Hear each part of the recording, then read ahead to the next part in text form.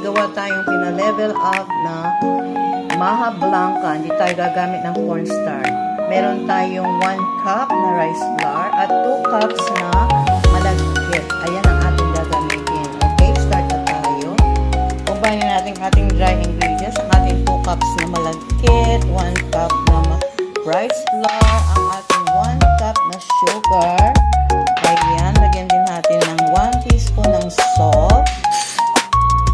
Haluin lang po natin para i-mix natin ang ating wet ingredients.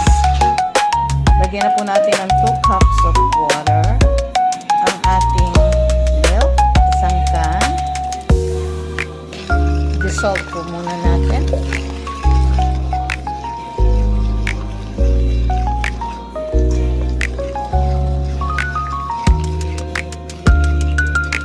Lagyan na rin natin ang ating 1 can na condensed milk. Alright. Haluin natin hanggang mawala yung mga buo-buo. And then, ilagay na rin po natin yung ating gata. 1 cup.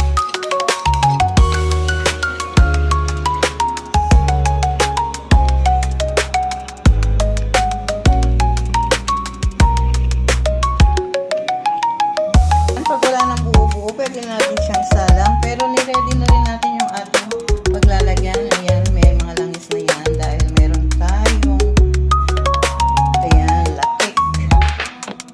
Okay, ilagay na rin po natin ang ating 1 cup na corn kernel. Ayan, pwede na natin itong isalang. Ayan, salang na natin. Very slow lang po yung ating heat. Dahil madali lang po itong maluto.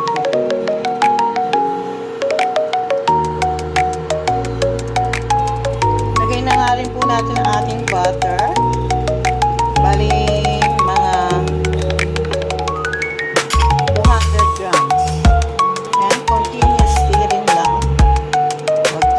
Huwag titigilan dahil mamumuo. Ayan, namumuo na siya. Ibig sabihin, malapit na po siyang maluto. Kaya lalo natin itong i-stir. Huwag titigilan. Haluin. Malapit na yan. Ito, malapit na. Tubigan na siya.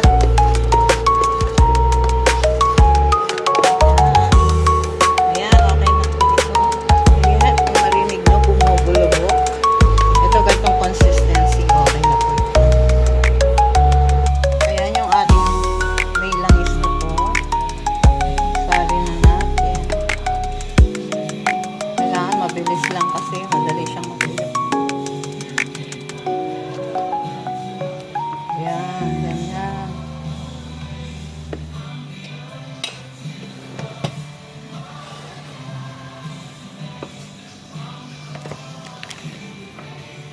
Ayan po, ganyan. May langis na yan.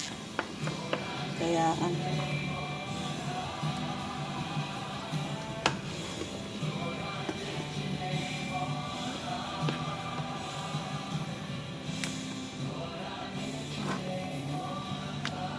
ayan, ganyan lang.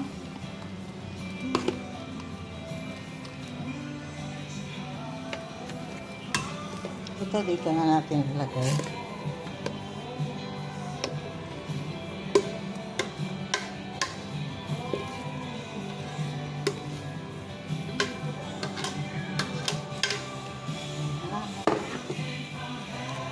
Ayan, ganyan lang po.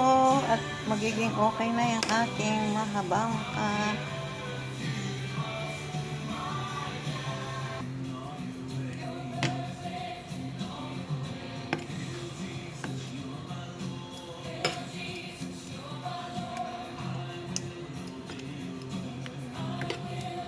lagyan natin latik.